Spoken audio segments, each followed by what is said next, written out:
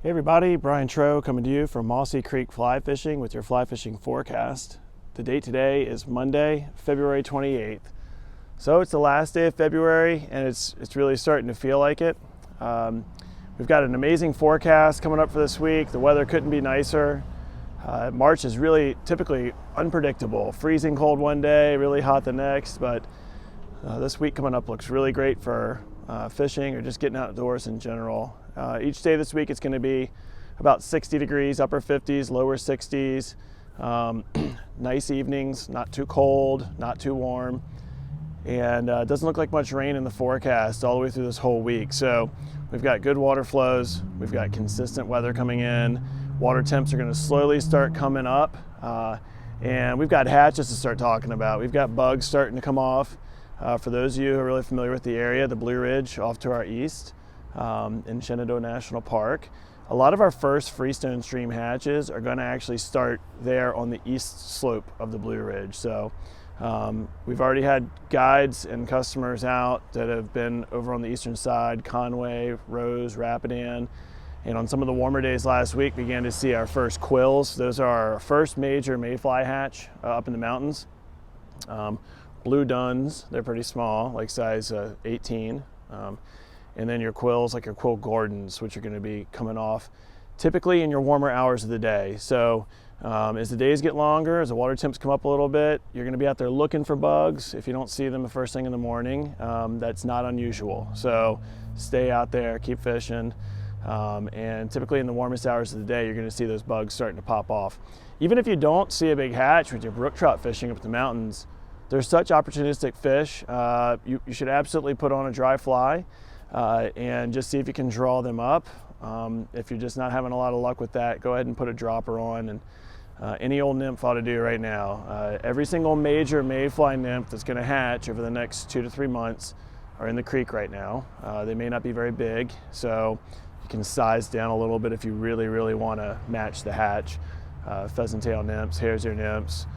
You can do some attractors like copper johns, they're working well. So we're going to be getting a little more granular on some of these bugs, emergers, and when they're coming off. Try and stay a couple weeks ahead of the hatch for you all.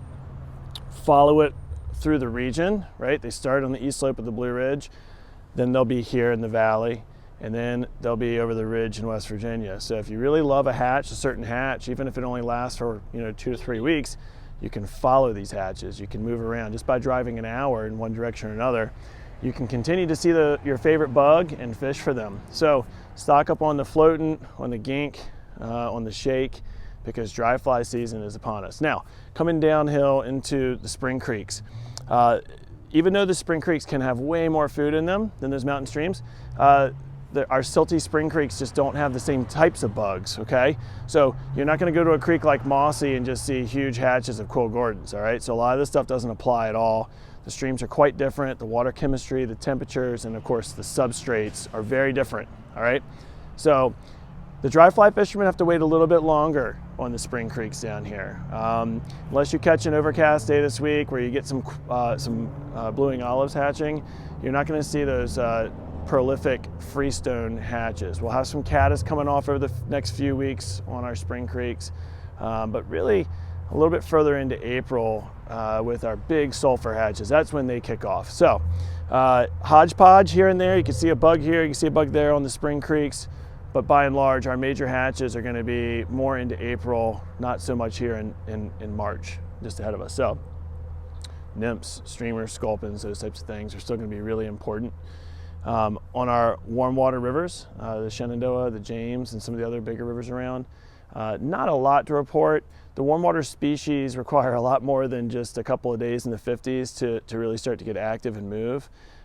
They really want things to warm up a bit. We will really start drilling down on those as we start to get into April and you get your pre-spawn activity beginning, where the fish are coming out of their winter lies. So for now, out of all the waters we have around and all the species we have around, your best bets are going to lie up in the mountains on your favorite brook trout stream, fishing a dry fly on a warm afternoon, all right? So March and winter probably aren't over yet. It always likes to trick us. We get a couple of these 60-degree days here at the beginning of March, and Everybody gets spring fever. I'm sure we're going to get a couple more nasty sleet or snowstorms. I'm sure we'll have a couple really cold nights, but they'll be fleeting. So take advantage of this. This is just probably the best weather forecast, consistent weather forecast we've had in quite a while. People are really excited. A lot of people have been stopping by the past few weeks. For those of you who've put your time in the winter and paid your dues with freezing cold fingers and frozen guides and only catching one here and one there, I think we're going to start to turn the corner, and you're going to get paid. So anyway, for those of you who are looking to get out this week or this upcoming weekend, stay tuned. Give us a call as we get closer to the weekend. The weather can change a little bit.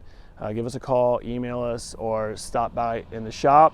For those of you who shop with us a lot, take advantage. Always be on the lookout for online sales. We have them going on.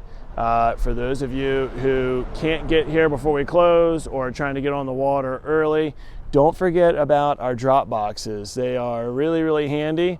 If you can see them right there behind me, they're right off the parking lot here. Really well lit.